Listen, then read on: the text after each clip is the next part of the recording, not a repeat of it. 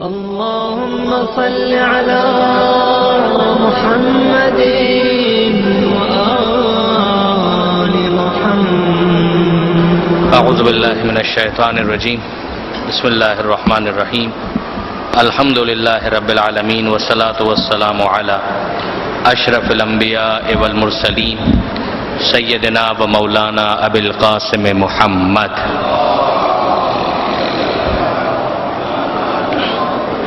واہل بیتہ الطیبین الطاہرین المعصومین المظلومین المنتجبین المنتخبین المیامین، لا سیما علی الامام المنتظر والحجۃ الثانی عشر واللعنۃ الدائمۃ الباقیۃ علی اعدائہم اجمعین من یوم ظلمہم الی قیام یوم الدین. اللہم انا نرغب الیک فی دولۃ کریمہ تعز بها الاسلام واہلہ وتذل بها النفاق واہلہ وتجعلنا فیہا من الدعاة الى طاعتک والقادة الى سبیلک وترزقنا بها کرامة الدنیا والآخرہ. رب اشرح لی صدری ویسر لی امری واحلل عقدۃ من لسانی یفقهوا قولی وجعلنی خالصا لوجهک الکریم. یا اللہ صلوات علی محمد وآل محمد. اما بعد فقد قال اللہ سبحانہ وتعالی فی القرآن الحکیم. بسم اللہ الرحمن الرحیم. انظر کیف فضلنا بعضهم على بعض وللآخرۃ اکبر درجات واکبر تفضیلا. صلوات علی محمد وآل محمد. برادران عزیز، ماہ رجب کی فضیلتیں، اس کی اہمیت اور اس کے اعمال پر آج یہ ہماری دوسری اور آخری گفتگو ہے. کل کی جو ہماری گفتگو کا خلاصہ ہے، پہلے میں آپ کی خدمت میں اسے گزارش کرنا چاہوں گا. ہم نے سورہ مبارکہ بنی اسرائیل کی آیت کے ذیل میں اپنی گفتگو کا آغاز کیا تھا، جس میں پروردگار عالم یہ ارشاد فرماتا ہے کہ ذرا دیکھو کیسے ہم نے بعض کو بعض پر فضیلت دی ہے، اور آخرت میں تم فضیلتوں کا اور فرق دیکھو گے، درجات کا اور فرق دیکھو گے. اس کے ذیل میں ہم نے گزارش کی کہ اگر آپ ظاہری اعتبار سے بھی دیکھیں تو فزیکلی ظاہری طور پر جو چیزیں نظر آتی ہیں اس میں بھی ہمیں بہت سا فرق دکھائی دیتا ہے. یہ پروردگار عالم نے رکھا ہے. اور اس کے علاوہ اگر ہم معنوی اعتبار سے بھی دیکھیں تو ہمیں بہت زیادہ فرق بہت ساری چیزوں میں نظر آتا ہے. انسان ظاہری اعتبار سے بھی مختلف ہیں. کسی کا قد لمبا ہے، کسی کا چھوٹا ہے، کسی کا رنگ کالا ہے، کسی کا رنگ گورا ہے، کسی کی آواز بھاری ہے، کسی کی آواز باریک ہے، کسی کا رنگ سانولا ہے، کسی کا رنگ کچھ اور انداز کا ہے، بالوں کے رنگ مختلف ہیں، نقوش مختلف ہیں، فنگر پرنٹس مختلف ہیں.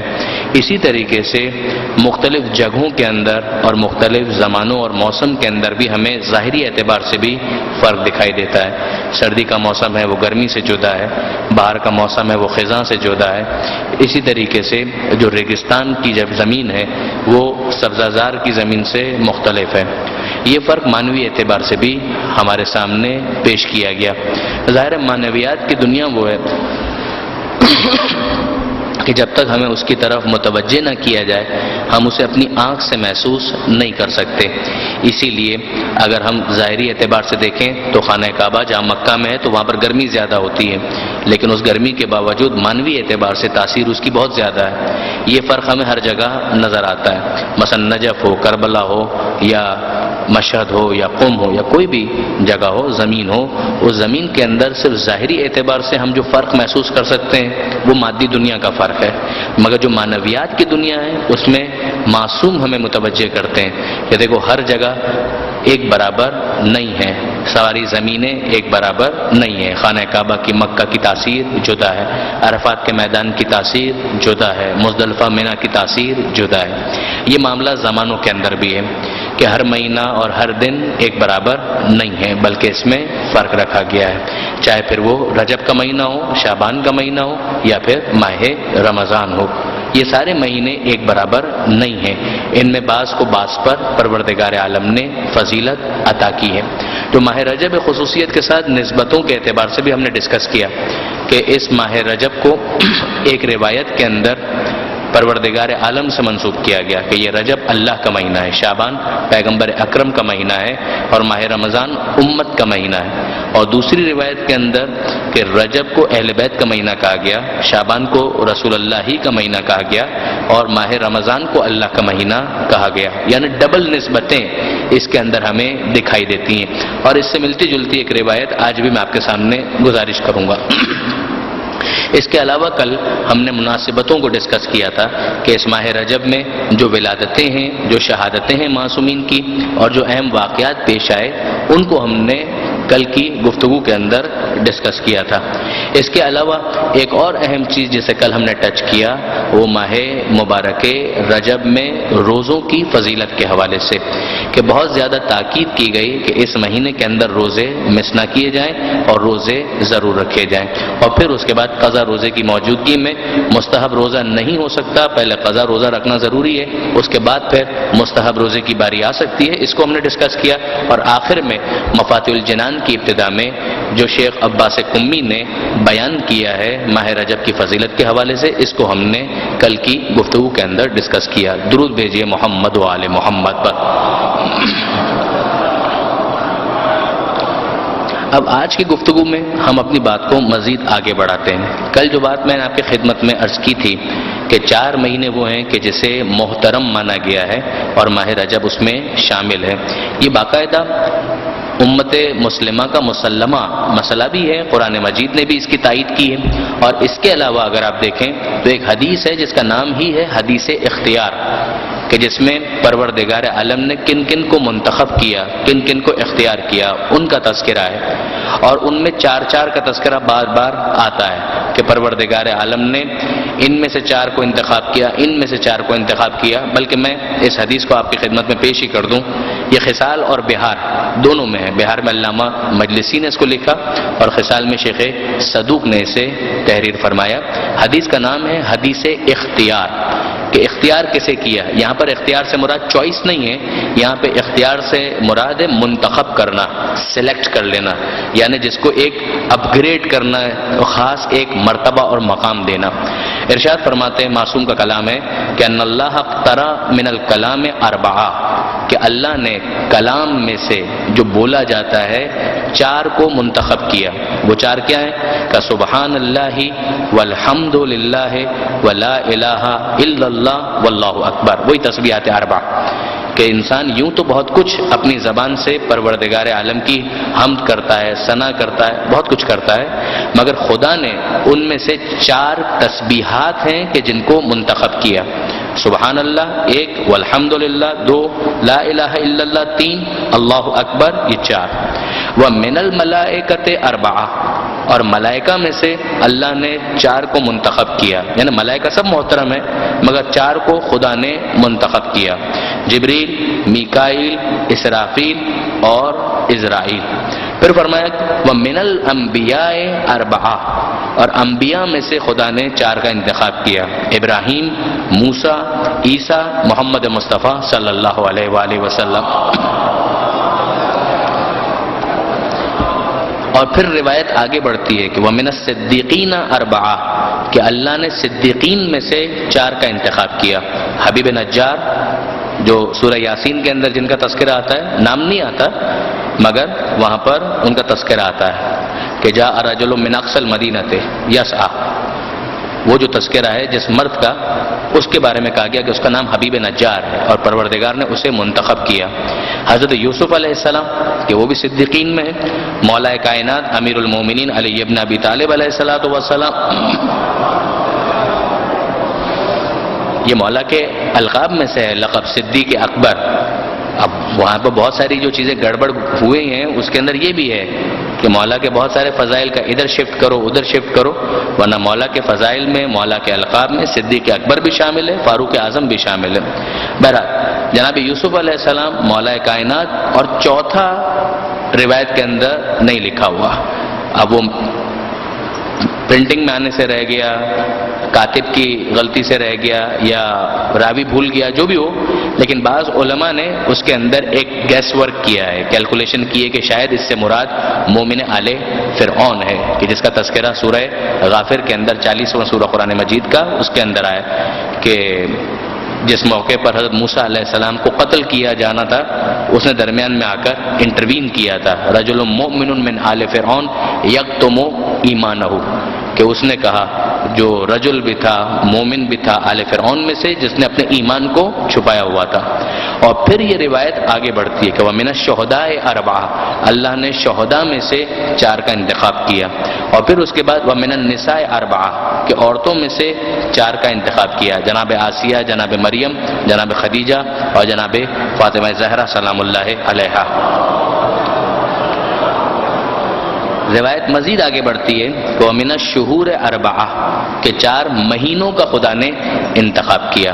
اور یہاں پر پھر جن 4 مہینوں کا تذکرہ کیا گیا، یہ وہی 4 مہینے ہیں جنہیں اشہر الحرم کہا گیا، یعنی وہ 4 محترم مہینے کے جن میں ایون جنگ و جدال بھی حرام ہے، جس کے اندر رجب، ذیقعدہ، ذی الحجہ اور محرم. وَمِنَ الْبُقْعَاءِ أَرْبَعَةٌ، اور 4 زمینوں کو خدا نے منتخب کیا کہ مکہ، مدینہ، کوفہ اور بیت المقدس. وَمِنَ الْأَيَّامِ أَرْبَعَةٌ، اور 4 دنوں کو خدا نے منتخب کیا، انہیں اختیار کیا، جس میں عید الفطر، عرفہ، بقر عید اور جمعے کا دن. یوم العرفہ یعنی 9 ذی الحجہ، بقر عید یعنی 10 ذی الحجہ اور ہر ہفتے جمعے کا دن کہ یہ اللہ نے منتخب کیا. تو اس روایت کے اندر بھی آپ دیکھیں گے کہ اگر ہم دیکھیں ان 4 مہینوں میں، جیسے ہمیں نظر آتا ہے کہ رمضان کا تذکرہ نہیں ہے، ماہ رمضان کا، اس میں کوئی شک نہیں ہے کہ ماہ رمضان کی اہمیت رجب سے بھی زیادہ ہے، مگر کچھ اینگل سے اگر ہم دیکھتے ہیں تو اندازہ ہوتا ہے کہ ماہ رجب ایک سپیریٹی لے جاتا ہے، ایک تھوڑی سی ترجیح لے جاتا ہے. جیسے محترم ہونے کے حوالے سے ان معنی میں کہ جنگ و جدال اس میں حرام ہے، تو وہ ماہ رمضان کے اندر ایسا نہیں ہے. ماہ رجب کے ناموں میں سے ایک نام ہم نے ڈسکس کیا تھا کل، اسب، کہ جس کا مطلب یہ تھا کہ رحمت اس مہینے کے اندر انڈیلی جاتی ہے. اسی مہینے کا ایک اور نام بھی ہے اور وہ ہے اسم. خود رجب کا مطلب کیا ہے؟ رجب کا مطلب ہے عزت کرنا، تعظیم کرنا، رسپیکٹ کرنا. اور دوسرا جو نام اس کا آیا اسب، جس کے اندر کہ رحمت انڈیلی جاتی ہے، یعنی بھر بھر کے دیا جاتا ہے. اور پھر تیسرا نام ہمارے سامنے آتا ہے اسم. اسم کا مطلب ہے بہرا بن جانا، یعنی وہ مہینہ جو بہرا ہے. بہرا کس اعتبار سے ہے؟ یعنی یہ بظاہر اگر آپ دیکھیں تو یہ لفظ جو ہے کچھ زیادہ مناسب نہیں لگتا ہے کہ بہرا مہینہ. نہیں، یہ بہرا اس اعتبار سے نہیں ہے، بہرا اس اعتبار سے ہے کہ اس میں کٹ جانے کا حکم دیا جا رہا ہے. بے وقوف بننے کی بات نہیں ہو رہی ہے، احمق بننے کی بات نہیں ہو رہی ہے. مقصد کیا ہے؟ جس طریقے سے اگر اصولی طور پر دیکھتے ہیں کہ اسلام کے اندر رہبانیت سے روکا گیا ہے. کوئی کہے کہ میں دنیا سے بھاگتا ہوں، غار کے اندر جاتا ہوں، یہ دنیا بیکار ہے، کوئی فائدہ نہیں ہے، نہیں، اسلام اس کو سپورٹ نہیں کرتا. کہ لا رہبانیت فی الاسلام، اسلام میں کوئی رہبانیت نہیں ہے. رہنا تمہیں دنیا میں، ہاں، لیکن اسی دنیا میں رہتے ہوئے کچھ کریش کورسز ہیں کہ جو اسلام نے کروائے ہیں. جیسے آپ ماہ رمضان میں دیکھیں کہ بھوکا رہو، روزے کے اندر کا بھوکا رہو، اعتکاف کرو. اعتکاف صرف ماہ رمضان سے مخصوص نہیں ہے، لیکن ماہ رمضان میں تاکید تو ہے کہ ماہ رمضان میں اعتکاف کرو یا ویسے ہی اعتکاف کرو. تو ایک طرح سے کٹنے والی بات ہے کہ دنیا سے تھوڑا سا کٹو. حج پر لوگ جاتے ہیں تو ظاہر ہے کہ ایک پورا جو نارمل روٹین کی جو لائف ہے اس سے ہٹ کر کچھ ہو رہا ہے. کہ اسی طریقے سے کہ اسم یہ مہینہ کٹ جانے کا مہینہ ہے، یعنی ایسا مہینہ ہے کہ جس کے اندر جو تمہاری روٹین کی دنیاوی زندگی تھی اس کے اندر کمی کرو، اس کے اندر ایک بریک لگاؤ. اور کہ اس نے کیا کہا؟ اس نے کیا کہا؟ کہ مجھے زیادہ نہیں سننا ہے، مجھے زیادہ نہیں سننا ہے، میں اپنے پروردگار سے لا لگا رہا ہوں اس مہینے کے اندر. کہ یہی چیز اگر 12 مہینے کرو کہ نہیں، ایکسیپٹیبل نہیں ہے، لیکن اس مہینے میں ریاضت کرو. اس مہینے کے اندر تھوڑا اپنے روٹین کے اندر اس طرح سے تبدیلی لے کر آؤ کہ میں اور میرا خدا، بس باقی تمام تر اپوائنٹمنٹس وہ سب کے سب بعد میں. البتہ اس کا یہ مطلب نہیں ہے کہ انسان احمق بن جائے. اسی لیے علماء کرام نے یہ ارشاد فرمایا کہ اس کے اندر جیسے وہ والی بات جو کل بھی آئی تھی، اسی بات کو علماء کرام نے بھی اپنے الفاظ میں بیان کیا کہ مثلا حملہ بھی نہ کرو. اگر تم کو لگتا بھی ہے کہ جواز ہے، ڈیلے کرو. اس مہینے میں اپنے دشمن پر بھی حملہ نہ کرو، مگر بے وقوف نہ بنو. اگر وہ حملہ کر رہا ہے تو کم سے کم اتنا چوکنا تمہیں ہونا چاہیے، کان اتنے تمہارے کھلے ہونے چاہیے کہ اگر دشمن حملہ کرے تو تم اسے جواب دے سکو. ہاں، خود سے کم اس مہینے کے اندر اندر حملہ نہ کرو. تمہاری طرف سے پہل اس مہینے کے اندر ہر صورت میں نہیں ہونی چاہیے، ایون اگر جواز بھی ہے تو بھی نہیں ہونا چاہیے. اور دوسرے معاملات کے اندر بھی کوشش کرو کہ جتنا ہو سکے دنیاوی ڈے ٹو ڈے افیئرز جو ہیں ان کو ڈیلے کر دو. اس مہینے کے اندر ان میں زیادہ نہیں پڑو. کہ مثلا گھر میں رنگ کروانا ہے، کہا نہیں یہ رجب کا مہینہ ہے اس میں نہیں کروانا ہے، خامہ کا ڈسٹرب ہو جائیں گے اور عبادت میں خلل پڑے گا. کوئی کہے کہ مثلا مجھے اس مہینے کے اندر پکنک پر جانا ہے. پکنک پہ جانا حرام نہیں ہے، لیکن پکنک پہ جانا ہے کہ پکنک پہ جائیں گے تو اس کے نتیجے میں مثلا میری عبادت ڈسٹرب ہو جائے گی. البتہ اگر کسی کا پلان یہ ہے کہ پکنک پر جا کر وہاں پر ایک پرفضا مقام پر عبادت کریں گے، ہے بھی نہ ظاہر کوئی اشکال نہیں ہے. صرف اس اعتبار سے کہ دنیاوی معاملات جتنے کم سے کم ہو سکیں وہ اس مہینے کے اندر رکھے جائیں. پھر اس کے بعد ایک اور بات کی طرف بھی ہمیں توجہ کرنی چاہیے، جس کے لیے ابھی بھی ممکن ہے کہ کوئی عمل کرنا چاہے تو عمل کر سکے، اور وہ ہے عمرہ. کہ اس مہینے میں عمرہ رجبیہ کا جتنی فضیلت ماہ رجب کے عمرے کی ہے، ماہ رمضان کے عمرے کی بھی اتنی فضیلت نہیں ہے.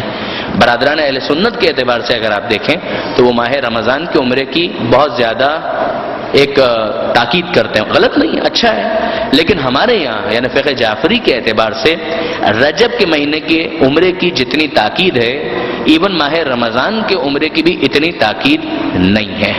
عمرہ تو جب بھی انسان کرے اچھا ہے، ثواب ہے، بہت خوب ہے. حج اصغر سے اس کو تعبیر کیا گیا ہے کہ چھوٹا حج ہے عمرہ کرنا، لیکن ماہ رجب جو ہے اس کی اہمیت بہت زیادہ ہے. یہاں تک کہ معصوم سے جب کسی نے یہ سوال کیا کہ مولا میرے لیے امکان نہیں ہے کہ اگر میں اپنے گھر سے نکلوں تو رجب میں مکہ پہنچ پاؤں گا. اب ظاہر ہے کہ اس زمانے کو آپ تھوڑا سا ویژولائز کریں کہ اس زمانے کے اندر جب 4 گھنٹے کی فلائٹ میں مکہ یا جدہ لوگ نہیں پہنچتے تھے، بلکہ اگر نکلے ہیں تو مہینہ 2 مہینہ 3 مہینہ لگے گا پھر جا کر پہنچ پائیں گے.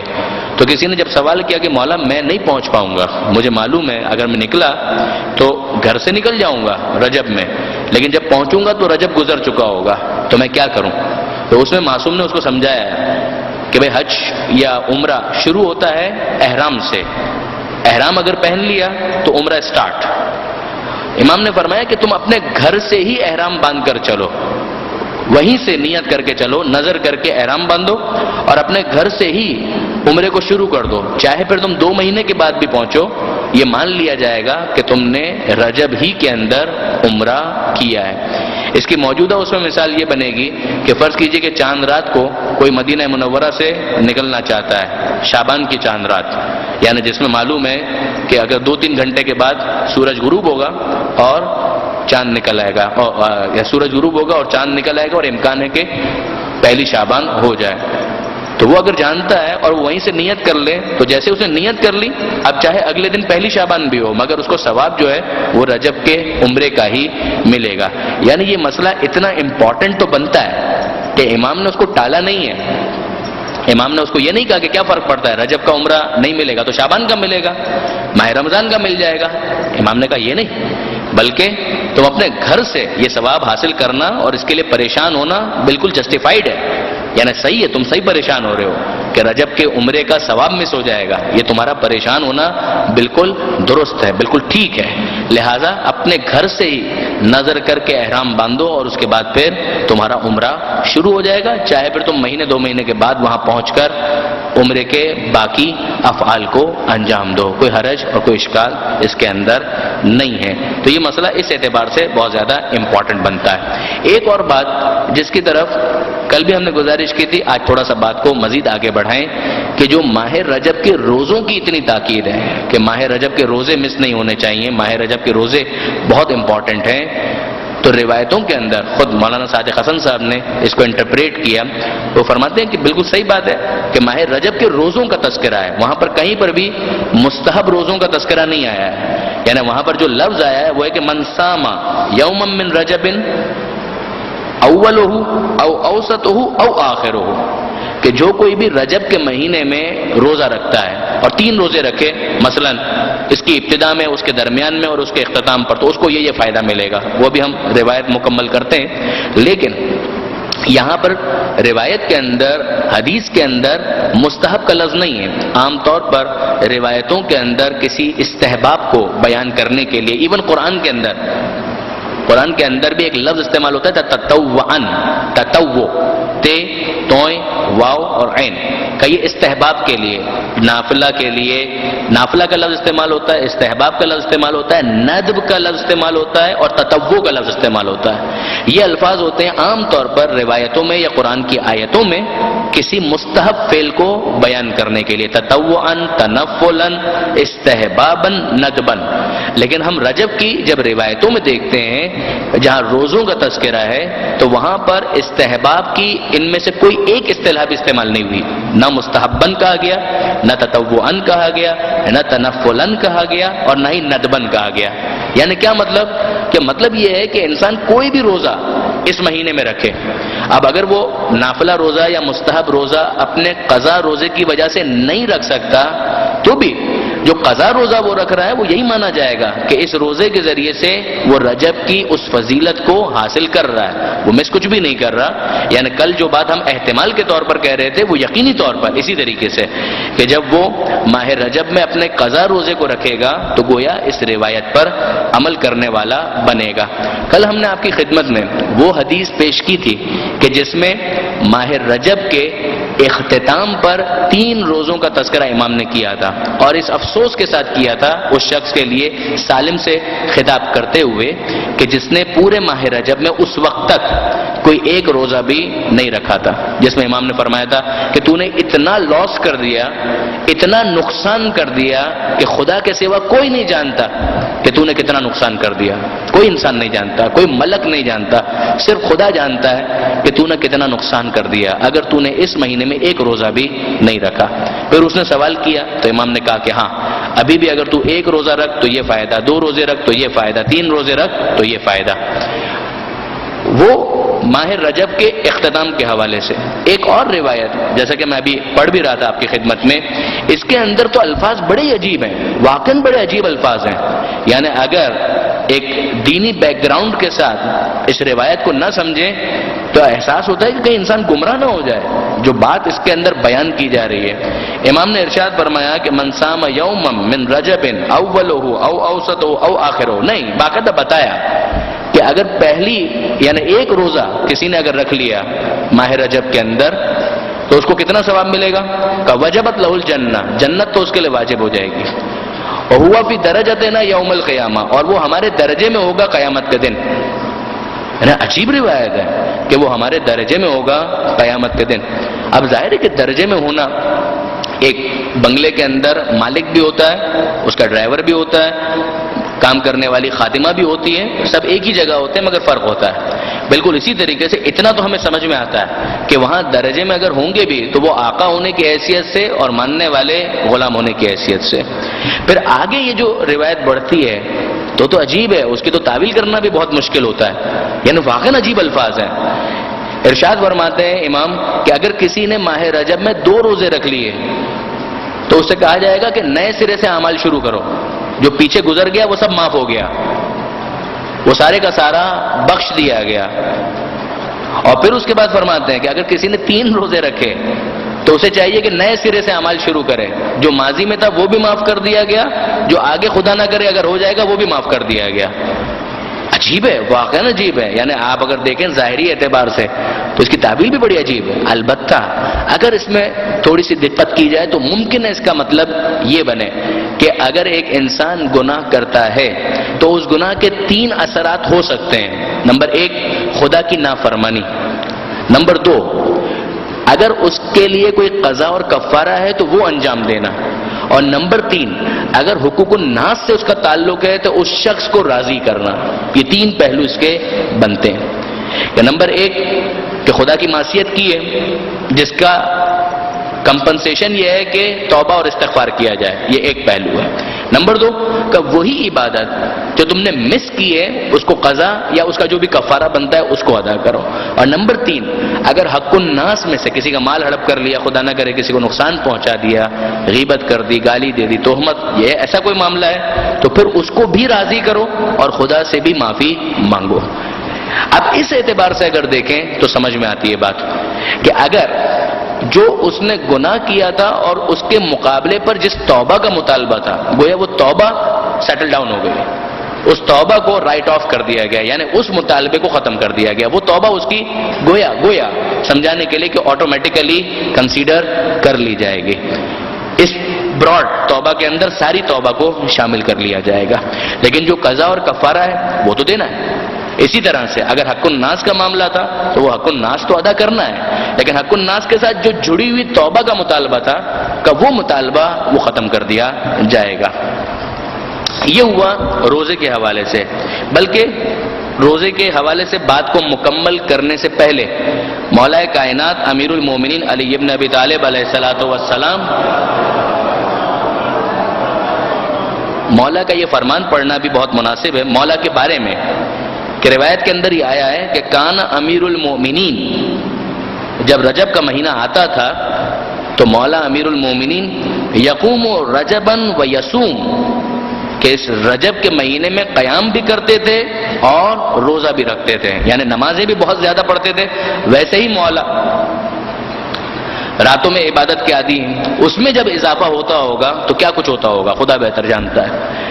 کان یقوم رجبا و یصوم، قیام باللیل بھی کرتے تھے، قیام بھی کرتے تھے، اور یصوم صیام روزہ بھی رکھا کرتے تھے.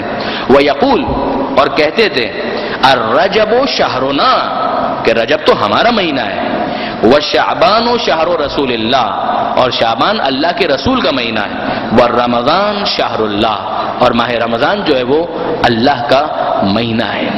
تو یہ ہم نے روزے کی بحث جو ماہ رجب کے حوالے سے ہے اس کو یہاں پر مکمل کیا. اب اس کے بعد اگر ہم دیکھتے ہیں تو ہمیں اندازہ ہوتا ہے کہ اسی ماہ رجب میں ایک اور بہت اہم چیز جس کا تذکرہ بہت زیادہ کیا گیا اور بڑے عجیب انداز سے کیا گیا وہ ہے صدقہ. کہ اس ماہ رجب کے اندر ویسے بھی کہ صدقہ دو صدقہ دو صدقہ دو. انفقوا مما رزقناکم من قبل ان یاتی احدکم الموت فیقول رب لولا اخرتنی الی اجل قریب فاصدق واکن من الصالحین. سورہ منافقون کی آیت ہے کہ انفاق کرو، خدا کی راہ میں خرچ کرو، جو ہم نے دیا ہے رزق اس میں سے، اس سے پہلے کہ موت آ جائے اور تم کہنے لگو رب اے ہمارے پروردگار لولا اخرتنی الی اجل قریب، تھوڑی مہلت دے دے. فاصدق، کیوں؟ تاکہ میں صدقہ دوں تیری بارگاہ میں، واکن من الصالحین، اور صالحین میں شامل ہو جاؤں. تو اس موقع پر جو ایک انسان کی حسرت ہو سکتی ہے وہ یہی ہے کہ وہ خدا سے کہ مالک تھوڑی مہلت دے دے کہ میں صدقہ دوں. اب اس موقع پر جب پتا ہے کہ اب جان نکلنے والی ہے تو انسان جو کچھ بھی بولے وہ کم ہے. لیکن جو پہلی طلب اور تڑپ اس کے دل میں ہوتی ہے وہ یہی ہے کہ مالک میں صدقہ دے کر کسی کی مدد کروں اور صالحین میں شامل ہو جاؤں. یہ قرآن کی آیت ہے. رجب کے مہینے کے حوالے سے ابو سعید خدری رضی اللہ تعالی عنہ پیغمبر اکرم کے صحابی ہیں. وہ روایت کرتے ہیں پیغمبر اکرم ختمی مرتبت احمد مجتبی محمد مصطفیٰ صلی اللہ علیہ وآلہ وسلم فرماتے ہیں پیغمبر اکرم کے کثرت کے ساتھ، تھوڑا بہت نہیں، کثرت کے ساتھ کہ رجب میں صدقہ دو، کثرت کے ساتھ. چاہے اگر زیادہ نہیں دے سکتے تو اتنا تو کرو کہ روزانہ ایک روٹی صدقے میں دو. یعنی باقاعدہ کہ اگر زیادہ نہیں دے سکتے تو اتنا تو ضرور کرو کہ ایک روٹی روزانہ رجب کے مہینے میں، یعنی 30 دن ہے تو 30 روٹیاں، اور روزانہ ایک روٹی. زیادہ نہیں دے سکتے تو اتنا، اور زیادہ بڑھا سکو تو کیا کہنا، لیکن زیادہ نہیں کر سکتے تو اتنا ضرور کرو کہ ایک روٹی روزانہ صدقہ دو. ثواب کیا ملے گا؟ دھندے والے لوگ ہیں، کاروبار والے لوگ ہیں، بزنس والے لوگ ہیں، تو اللہ کے رسول اللہ تو خوش ہوگا، مگر وہ ٹھیک ہے اللہ تو خوش ہو ہی جائے گا، وہ تو جلدی خوش ہو جاتا ہے، سریع الرضا ہے، بہت جلدی راضی ہو جاتا ہے. یہ بتائیے کہ ثواب کیا ملے گا؟ یعنی یہ اب میں اپنے الفاظ میں گزارش کر رہا ہوں. پیغمبر اکرم نے ایک بڑی عجیب ڈیل آفر کی ہے. جس طریقے سے مڈ نائٹ ڈیلز ہوتی ہیں یا کسی خاص موسم کے اندر کوئی ڈیل آتی ہے، پیغمبر اکرم نے عجیب بات کی ہے، واقعاً عجیب بات کی ہے. ماہ رجب کے اندر صدقہ دینا، پیغمبر فرماتے ہیں کم سے کم ایک روٹی تو دو، اور اگر کسی نے ماہ رجب میں اس طرح سے کرنے کو اپنی عادت بنا لیا تو اسے وہ پورا ثواب ملے گا جو آج تک میں نے صدقے کا بیان کیا ہے. یعنی یہ ایک دن 2 دن کے ثواب کی بات نہیں ہو رہی ہے. پیغمبر اکرم نے 63 سالہ زندگی کے اندر جتنا ثواب صدقے کا بیان کیا ہے، پیغمبر فرماتے ہیں یہ سب کا سب اسے ملے گا کہ جو ماہ رجب میں کم از کم روزانہ 1 روٹی دینے کو اپنی عادت بنا لے، اور اس کے بعد یہ عادت اس کی پختہ ہو جائے. اور پھر فرماتے ہیں پیغمبر کہ اتنا تو ملے گا ہی جتنا میں نے بیان کیا ہے اپنی پوری زندگی میں آج تک، بلکہ اس سے بھی زیادہ ملے گا جو میں نے بیان کیا ہے. یہ عجیب ثواب ہے جو صدقے کا پیغمبر اکرم نے اس کے اندر بیان کیا ہے.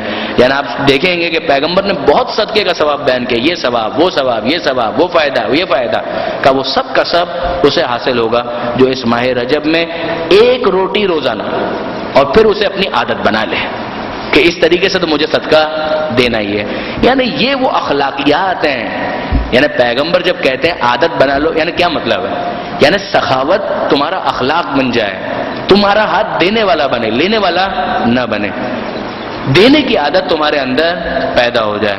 تو یہ دوسرا عمل، 1 روزہ جو ماہ رجب کے اندر بہت تاکید، نمبر 2 صدقہ، نمبر 3 قرآن مجید کی تلاوت. ویسے تو قرآن مجید کی تلاوت جتنی کی جائے، جب کی جائے اچھا ہے. ماہ رمضان خصوصیت کے ساتھ اگر ربیع القرآن کہ قرآن کی بہار کا مہینہ ہے، لیکن کا ماہ رجب میں بھی تاکید ہے کہ قرآن مجید کی تلاوت زیادہ سے زیادہ کی جائے.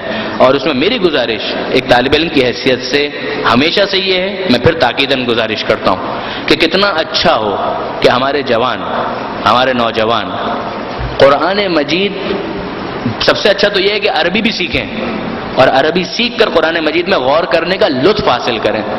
آپ بھول جائیں گے ٹی وی کے ڈراموں کو اور ساری دوسری خرافات کو. یقین کیجئے، میں اپنے نوجوان دوستوں کو مخاطب کر رہا ہوں، پورے اطمینان کے ساتھ کہہ رہا ہوں، اس لیے کہ میں جانتا ہوں کہ ان کے دل پاکیزہ ہیں، میں جانتا ہوں کہ ان کے قلب مطہر ہیں، میں جانتا ہوں کہ ان کی روح خالص ہے، میں جانتا ہوں کہ ہمارے نوجوان واقعاً دین کی طرف مائل ہیں، ہمارے نوجوان امام زمانہ کے سپاہی ہیں.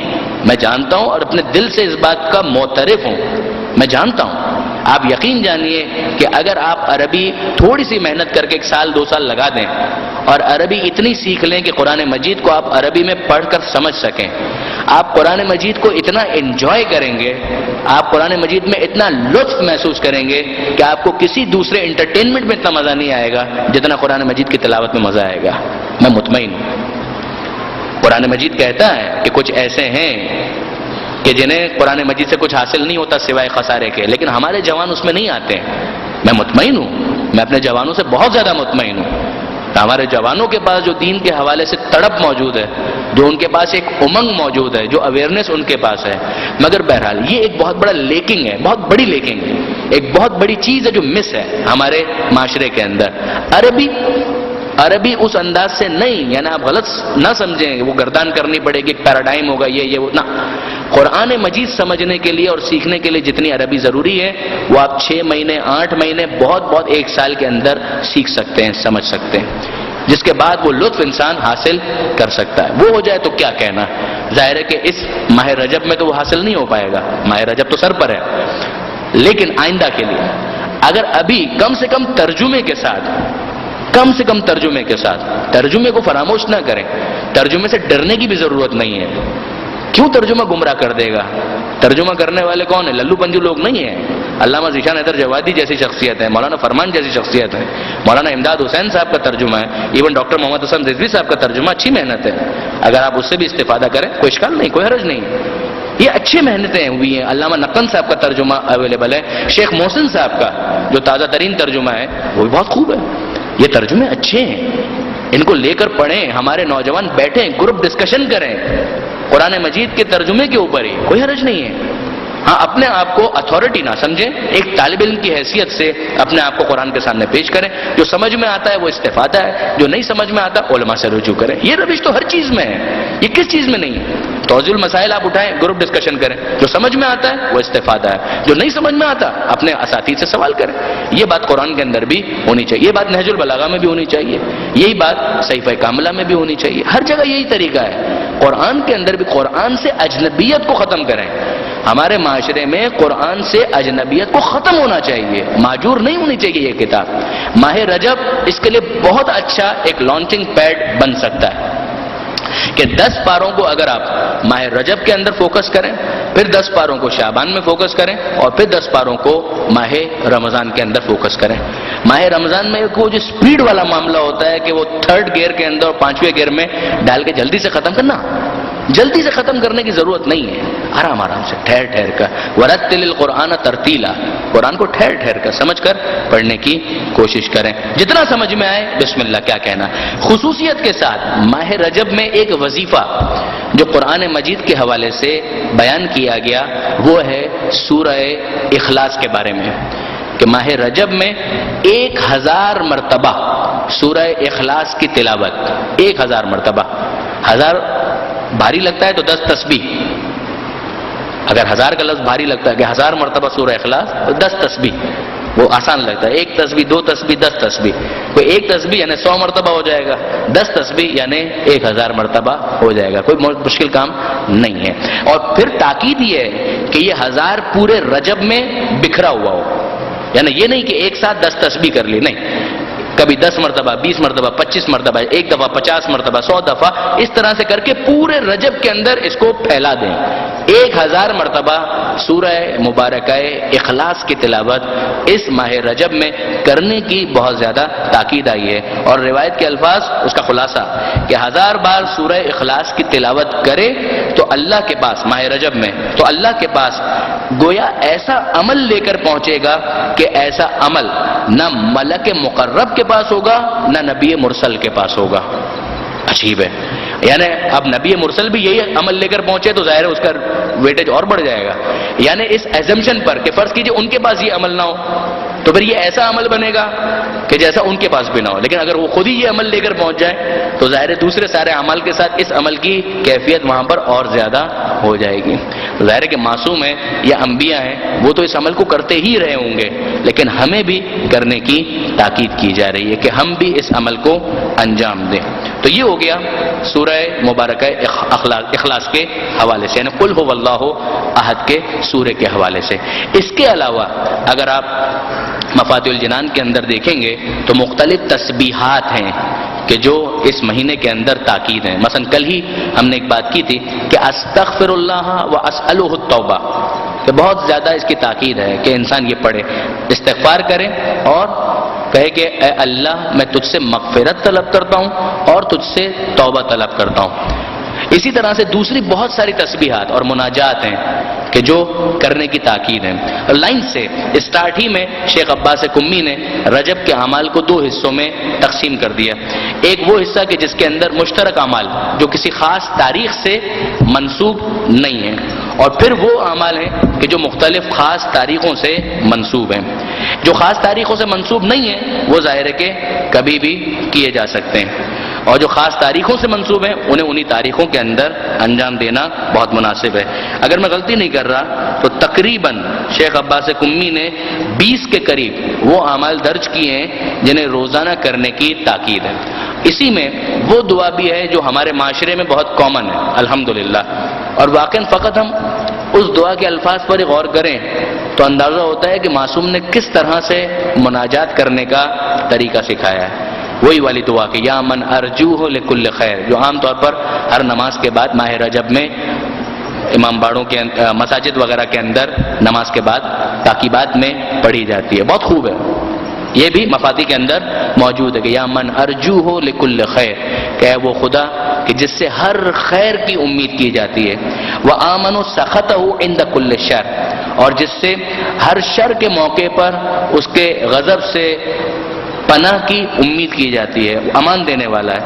یا من یؤتی الکثیر بالقلیل، اے وہ خدا کہ جو قلیل کے بدلے کثیر دینے والا ہے. ہم کیا اس کے سامنے پیش کرتے ہیں اور وہ کتنا زیادہ ہمیں عطا کرتا ہے. یا من یؤتی من سأل، اے وہ خدا کہ جو اس کو تو دیتا ہی ہے کہ جو سوال کرتا ہے. ومن لم یا من یؤتی من سأل یا من یؤتی من لم یسألہ، اے وہ خدا کہ جو اسے تو دیتا ہی ہے، کہ جو سوال کرتا ہے، جو سوال نہیں کرتا اسے بھی عطا کرتا ہے، ومن لم یعرفہ، اور جو اس کی معرفت نہیں رکھتا ہے اسے بھی عطا کرتا ہے، تحننا منہ ورحمہ، وہ اس کا تفضل ہے، اس کی رحمت ہے۔ آتنی بمسألتی، اے میرے پروردگار مجھے بھی میرے سوال کا جواب عطا کر، جو میری دعا ہے اسے بھی پورا کر۔ ایاک جمیع خیر الدنیا و جمیع خیر الآخرہ، تیرے پاس دنیا اور آخرت کا سارا خیر موجود ہے۔ واصرف عنی بمسألتی، اور پروردگار میں یہ بھی چاہتا ہوں کہ جن چیزوں سے میں پریشان ہوں ان کو مجھ سے دور کر دے۔ ایاک جمیع شر الدنیا و شر الآخرہ، دنیا اور آخرت کا سارا پریشانیوں والا معاملہ دور کرنے والا تو ہے۔ فإنہ غیر منقوص ما آتیت، اس لیے کہ مالک جو تو دے گا تیرے دینے سے تیرے خزانے میں کوئی کمی واقع نہیں ہو جائے گی۔ وزدنی من فضلک یا کریم، اور اے پروردگار یہ تو وہ ہے جو میں نے مانگا، مگر میں کیا مانگوں گا، میں نے جو بھی مانگا وہ تو بیکار ہے، پتہ نہیں صحیح ہے غلط ہے کیسا ہے، لیکن تو اپنے فضل سے اس سے زیادہ عطا کر کہ جو میں نے مانگا ہے، یا کریم، اے کرم کرنے والے۔ اس کے بعد الفاظ یہ ہیں کہ امام نے اپنی ریش مبارک کو بائیں مٹھی میں لیا اور اپنی دائیں انگلی انگشت شہادت اس کو اس طرح سے ہلا رہے ہیں، جو آپ واقف ہیں یہ طریقہ تو بہت کامن ہے، اور نہایت گریہ و زاری کی حالت میں امام نے یہ ارشاد فرمایا کہ یا ذل جلال والاکرام یا ذل نعماء والجود یا ذل من والطول حرم شیبتی علی النار، یا ذل نعماء والجود، یا ذل جلال والاکرام، اے صاحب جلالت و بزرگی، اے نعمتوں اور بخششوں کے مالک، اے صاحب احسان و عطا، میرے سفید بالوں پر جہنم کی آگ کو حرام قرار دے۔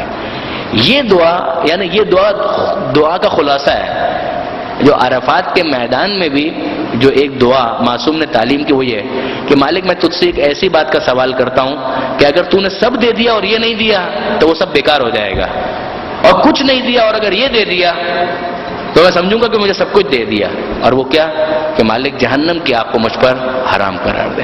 تو باقی سب نپٹتے رہیں گے کہ وہاں پر بنگلے اور محل کم ملے جنت کے اندر، وہ تو جب جائیں گے تو پتہ چلے گا، مگر خدا نہ اگر ادھر جانے کا ادھر کی جگہ کہا کہ ادھر جاؤ، وہ جہنم کا گیٹ تمہارے لیے کھولا ہوا ہے تو مر جائیں گے، تو موت بھی نہیں آئے گی۔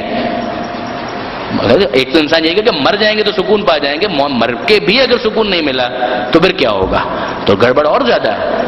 تو وہ تو پھر وہاں کا رونا تو بات کا ہے، وہاں کا رونا تو بات کا ہے کہ وہاں گئے تو پھر وہاں پر نہیں یہ اتنا کم ہے یا جتنا ملا بھائی جنت میں تو آئے کم سے کم منزل پر تو پہنچے، وہ بات کا مرحلہ ہے کہ وہاں پر کتنا اور کم ہے اور زیادہ ہے۔ لیکن پہلا مرحلہ یہ ہے کہ ادھر سے تو نو پارکنگ ہماری گاڑی کو لکھا ہوا مل جائے کہ جہنم کے پاس یہ گاڑی پارک نہیں ہونے والی ہے، ہمارا گیٹ جو ہے وہ دوسرا ہے، جنت والا گیٹ ہے، یہ ہو جائے تو پھر وہ سارے باتیں جو ہیں ان کو دیکھا جا سکتا ہے۔ تو یہ ساری جو اعمال ہیں جس کا ایک حصہ شاید آپ کو فوٹو کاپیز کی صورت میں دیا بھی جائے گا۔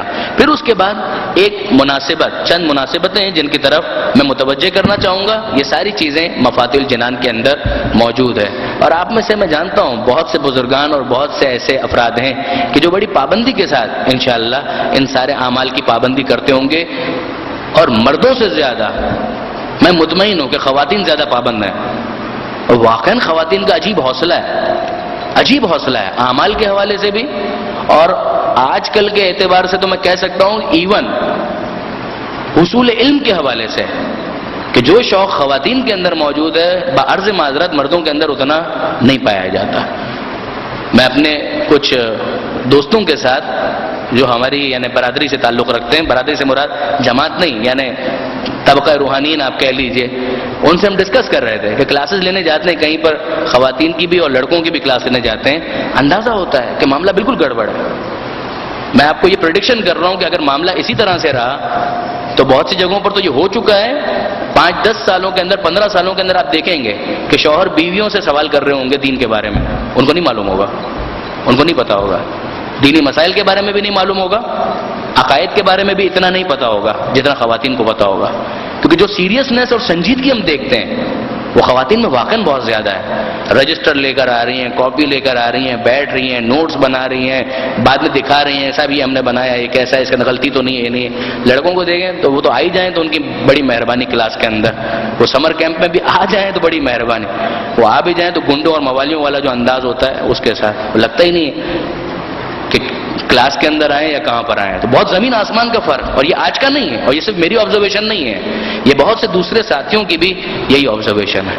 تو وہ ایک جو روایت کے اندر ملتا ہے کہ آخری زمانے میں عورتیں قبلہ ہوا کریں گی, تو ہمیشہ نیگیٹو ذہن میں آتا تھا کہ وہ قبلہ ہوں گی تو نیگیٹو معنی میں ہے کہ یعنی دین وین سے بٹاؤ اور خواتین کی پیروی کرو, اور وہ ساری پیروی جو ہوگی وہ نیگیٹو معنی میں ہوگی, دین کے حوالے سے منفی ہی معاملہ ہوگا. لیکن اب احساس ہوتا ہے کہ نہیں, ممکن ہے یہ مطلب ہو اس کا کہ عورتیں قبلہ ہوں گی اور صحیح معنوں میں قبلہ ہوں گی, یعنی دین معلوم کرنے کے لیے بھی وہی لوگ قبلہ ہوا کریں گے کہ شوہر بھی بیوی سے پوچھ رہے ہیں, وہ صحیح پوچھ رہے ہیں, جاہل ہے, نہیں پتہ ہے اس کو, نہ شریعت کا پتہ ہے, نہ توضیح المسائل کا پتہ ہے, نہ عقائد کا پتہ ہے, نہ قرآن کا پتہ ہے, کچھ بھی نہیں معلوم ہے, نہ اخلاقیات کا پتہ ہے. تو بیگم ہی سے پوچھ رہے ہیں کہ بھائی اس کا مسئلہ کیا ہے, وہ صحیح ہے, ہونا بھی یہی چاہیے. اگر جاہل رہ گئے ہیں تو پھر خواتین سے پوچھنے میں کسی قسم کا کوئی اشکال بھی نہیں ہے. لیلۃ الرغائب, لیلۃ الرغائب یہ ایک مناسبت ہے جو اسی ماہ رجب کے اندر آتی ہے. لیل یعنی رات, رغائب یعنی رغبتوں والی رات, وہ رات جس کے اندر رغبت ہے, یعنی بہت زیادہ اس کے اندر موٹیویشن ہے, بہت زیادہ کنونس کیا گیا ہے کہ ایک رغبت یعنی جس میں انسان ایک لانگنگ فیل کرتا ہے, کہ ایک اٹیچمنٹ سا آ جاتا ہے. کہ اس رات پہلی شب جمعہ جو ماہ رجب کی ہے اس کا نام ہے لیلۃ الرغائب, اور اس کے کچھ خاص اعمال ہیں کہ جو مفاتیح الجنان کے اندر شیخ عباس قمی نے لکھے ہوئے ہیں. میں صرف متوجہ کرنا چاہ رہا ہوں کہ لیلۃ الرغائب پہلی شب جمعہ بہت امپورٹنٹ ہے, اسے مس نہ کیا جائے.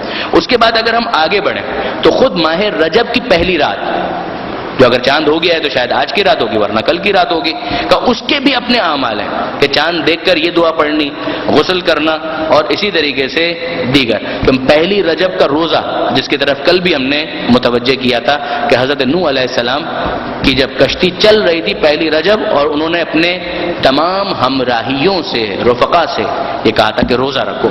تو پہلی رجب کا دن بھی روزے کے حوالے سے, پہلی رجب کی رات غسل اور دوسرے اعمال کے حوالے سے بڑی امپورٹنٹ ہے. اس کے بعد کا 13ویں رجب, 13ویں رجب اس اعتبار سے ایک تو مولا کی ولادت وہ تو ہے ہی اپنی جگہ پر, مگر اس کے علاوہ کہ اگر کسی کو عمل داؤد کرنے ہیں تو اس کا آغاز 13 رجب سے ہو جاتا ہے. پھر اس کے لیے ضروری ہے کہ وہ 3 دن روزے رکھے, 13 رجب, 14 رجب اور 15 رجب.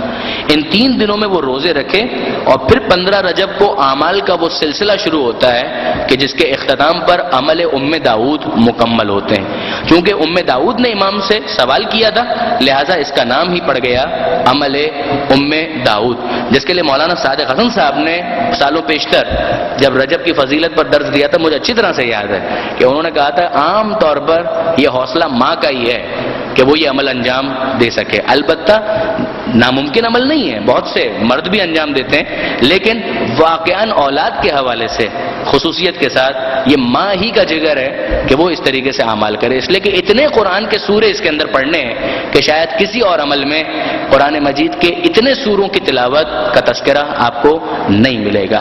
اس اعمال کا ایک خلاصہ میں اگر گزارش کروں تو وہ یہ ہے کہ 13, 14 اور 15 ان 3 دن روزے رکھے, اور پھر 15 رجب کو تیسرے روزے کے موقع پر حالت روزہ ہی میں زوال کے وقت غسل کرے, زوال یعنی ظہر کی نماز کے ٹائم پر غسل کرے, اور زوال کے فوراً بعد نماز ظہر اور عصر بجا لائے, رکوع اور سجدے میں خوف خدا اور عاجزی کا اظہار کرے, اور پھر اس کے بعد خلوت کی جگہ پر بیٹھ جائے, تنہائی, یہاں پر کوئی ڈسٹرب کرنے والا نہ ہو, نہ بچہ آ رہا ہے, نہ کوئی اور آ رہا ہے, نہ ٹیلی فون بج رہا ہے, نہ موبائل, کچھ نہیں, نہ ٹی وی کی آواز آ رہی ہے, نہ ریڈیو کی آواز آ رہی ہے, کچھ نہیں, نو ڈسٹربنس, کوئی وہاں پر تنگ کرنے والا نہ ہو, تنہائی میں جا کر بیٹھ جائے, اور پھر اس کے بعد یہ اعمال شروع کرے. جب نماز سے فارغ ہو جائے تو قبلہ رو ہو کر اس طرح سے عمل انجام دے. اس کے بعد پھر یہ قرآن کے سورے شروع ہوتے ہیں کہ 100 مرتبہ سورہ فاتحہ، 100 مرتبہ سورہ اخلاص، 10 مرتبہ آیت الکرسی، پھر اس کے بعد سورہ انعام، سورہ بنی اسرائیل، اور سلسلہ آگے بڑھتا ہے سورہ کہف، سورہ لقمان، سورہ یاسین، سورہ صافات، سورہ حامیم سجدہ، سورہ حامیم عین سین قاف، سورہ حامیم دخان، سورہ فتح، سورہ واقعہ، سورہ ملک، سورہ نون، سورہ اشتقاق، اور اس کے بعد آخر قرآن تک، یعنی 30واں پارہ. اس کے بعد تقریباً آپ کم و بیش سمجھے کہ مکمل سورہ انشقاق آنورڈز، یعنی تقریباً 30واں پارہ پورا. ابتدائی 2-3 سورے کو چھوڑ کر باقی سارے سورے اس میں آ گئے. کہ یہ پڑھے اور اس کے بعد قبلہ رخ ہو کر ایک دعا ہے 4-5 صفوں کی، کہ اسے انجام دے، اسے پڑھے.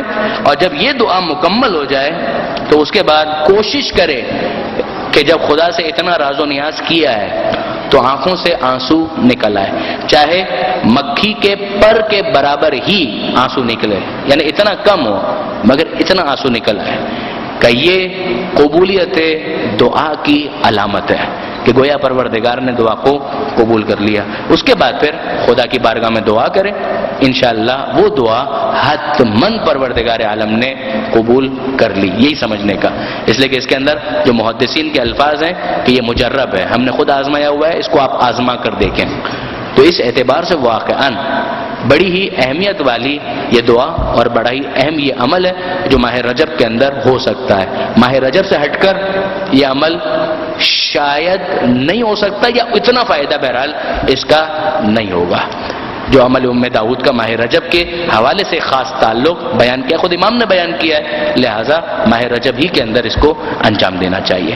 اس کے علاوہ 15 رجب کو امام حسین علیہ السلام کی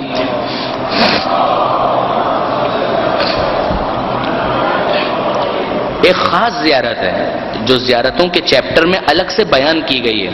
مفاتیح الجنان کا اگر آپ انڈیکس دیکھیں گے تو اس انڈیکس کے اندر زیارتوں کا الگ ایک چیپٹر ہے. ایک تو عمومی زیارت ہے امام حسین کی، زیارت وارثہ آپ پڑھ لیں، وہ سب اپنی جگہ بڑی امپورٹنٹ ہے، لیکن کا ایک خاص زیارت ہے جو 15 رجب کی مناسبت سے آئی ہے. کا اس کی بھی تاکید ہے کہ 15 رجب کو وہ زیارت سید الشہداء ضرور پڑھی جائے. پھر 27 رجب کی جو رات ہے شب معراج، اور پھر 27 رجب کا دن یوم مبعث، اس میں خاص مولا کائنات کی ایک زیارت ہے. ایون شیخ عباس قمی نے ابن بطوطہ کے حوالے سے، جو علماء اہل سنت میں سے بھی تھے، مشہور سیاح جنہوں نے دنیا گھومی تھی، اس زمانے میں دنیا گھومنا واقعا بہت بڑا کمال تھا. یعنی یہ آوارہ گردی کی جو صفت ہے اس زمانے میں پوری دنیا کے لیے پیدا کرنا، یہ بھی بڑی ہمت اور حوصلے کا کام تھا، مگر کیا تھا انہوں نے. تو وہ کہتے ہیں کہ 27 رجب کو وہ پہنچے، اور 27 رجب کے حوالے سے انہوں نے دریافت کیا اور انہیں معلوم ہوا کہ نجف اشرف کے اندر جہاں سارے کے سارے شیعہ ہوتے ہیں تو وہ خاص معجزے کی جگہ ہے اور معجزے کا دن ہے 27 رجب. کہ جب مولا کائنات کے حرم سے تو ویسے ہی معجزے ہوتے ہیں، لیکن خاص 27 رجب کا یہ خاص ایک مناسبت ہے مولا کائنات کے حرم اور معجزوں کے ساتھ، کہ بہت سے اپاہج، بہت سے لا علاج مرض میں مبتلا افراد کا 27 کی شب اور 27 کا دن یہ وہ موقع ہے کہ جب وہاں سے شفا یاب ہوتے ہیں. جس کے بعد پھر شیخ عباس قمی نے یہ تاکید کے ساتھ لکھا ہے کہ لوگ اس واقعے کو بعید نہ سمجھے جو واقعات شیخ ابن بطوطہ نے نقل کیے ہیں، کیونکہ ان مشاہد مشرفہ سے اتنی کرامات ظاہر ہوئی ہیں کہ جن کا شمار نہیں ہو سکتا. اور دوسری باتیں اس حوالے سے، تو 27 رجب پھر ایک اہم مناسبت ہے، رات بھی اور دن بھی. دن روزے کے حوالے سے بہت زیادہ اہم دن بنتا ہے 27 رجب کا، ویسے تو بنتا ہی ہے پورا ماہ رجب. ماہ رجب کے اندر آخری 3 روزے وہ شروع 27 سے ہی ہوں گے، لیکن 27 رجب اس اعتبار سے بھی کہ سارا سال جن روزوں کے لیے بہت زیادہ تاکید آئی ہے ان میں ایک روزہ 27 رجب کا بھی ہے.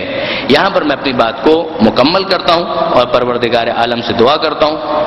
نہیں، ایک بات رہ گئی بیان کرنا، وہ بات مناجات کے حوالے سے، دعا کرنے سے پہلے مناجات کے حوالے سے، کہ اگر آپ کوئی لیٹسٹ ایگزامپل مناجات کی جاننا چاہتے ہیں کہ خدا کو کس طرح سے مخاطب کیا جائے، امام زمانہ کو کس طرح سے مخاطب کیا جائے، تو آیت اللہ العظمیٰ سید علی خامنائی ان کا جو جمعے کے دن کا خطبہ ہے اس خطبے کا اختتام جو آخری 7-8 منٹ ہیں اس کو ضرور سنیے گا. فارسی میں ہے حالانکہ، لیکن ممکن ہے کہ آپ کو انگلش سب ٹائٹلز کے ساتھ کہیں انٹرنیٹ پر مل جائے.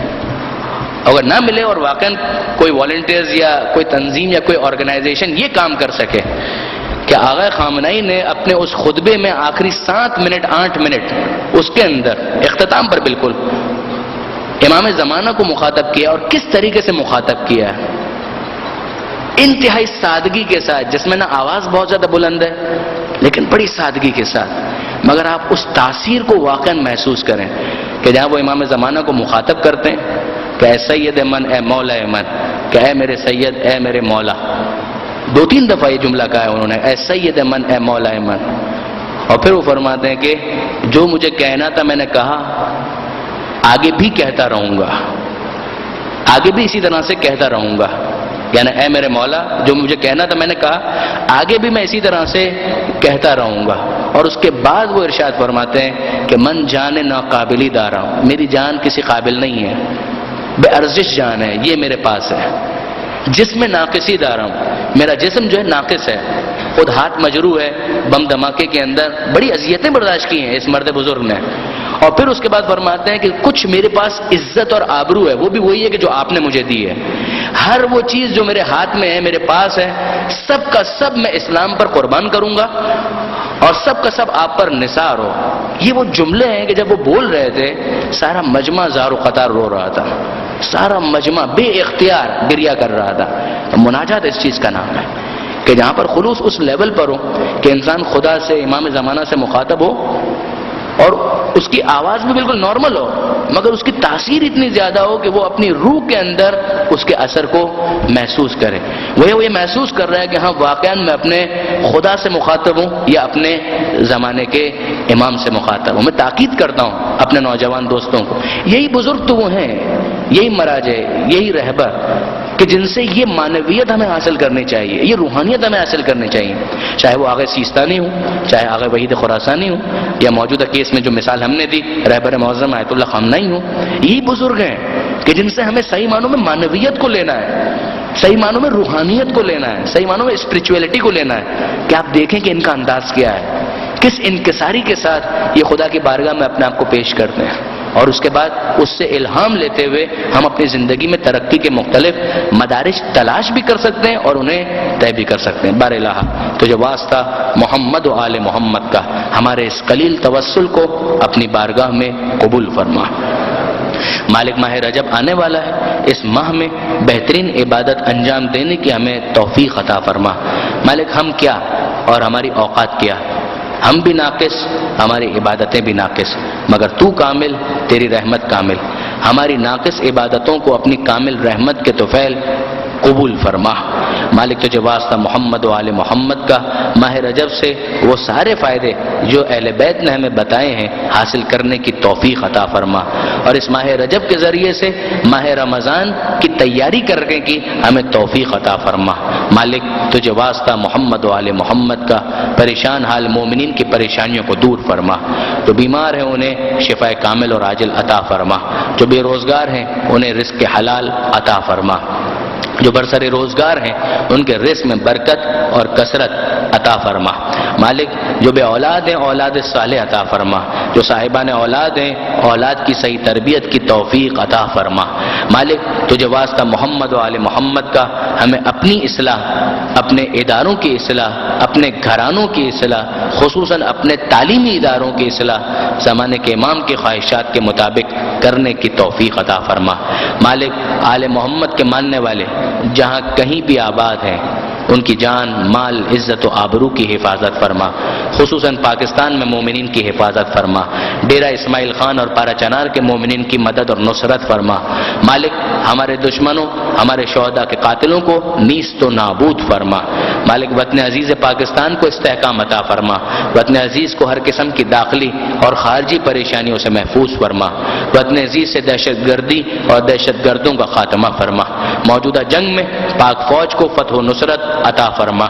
مالک تجھے واسطہ محمد و آل محمد کا، تمام علماء کرام، مراجع اعظام، مقام معظم رہبری اور انقلاب اسلامی کی حفاظت فرما۔ اس انقلاب کو زمانے کے امام کے انقلاب سے متصل فرما۔ اس انقلاب کے بدخواہوں، اس انقلاب کے دشمنوں اور اس انقلاب کے بارے میں برا سوچنے والوں کو نیست و نابود فرما۔ مالک زمانے کے امام کے ظہور میں تعجیل فرما، ہمیں ان کے آوان و انصار میں شمار فرما۔ ربنا تقبل منا انک انت السمیع العلیم وتب علینا انک انت التواب الرحیم۔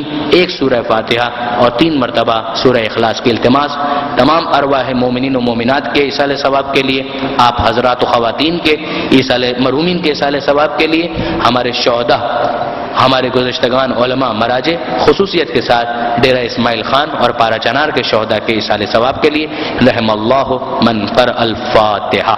بسم اللہ الرحمن الرحیم، الحمد للہ رب العالمین الرحمن الرحیم مالک یوم الدین، إياك نعبد وإياك نستعين اهدنا الصراط المستقيم صراط الذين أنعمت عليهم غير المغضوب عليهم ولا الضالين بسم الله الرحمن الرحيم قل هو الله أحد الله الصمد لم يلد ولم يولد ولم يكن له كفوا أحد بسم الله الرحمن الرحيم قل هو الله أحد الله الصمد لم يلد ولم يولد ولم يكن له كفوا أحد بسم الله الرحمن الرحيم قل هو الله أحد الله الصمد لم يلد ولم يولد ولم يكن له كفوا أحد اللهم اغفر للمؤمنين والمؤمنات والمسلمين والمسلمات الأحياء منهم والأموات تابع بيننا وبينهم بالخيرات إنك مجيب الدعوات إنك على كل شيء قدير اللجن اللجن يا مولا اللجن اللجن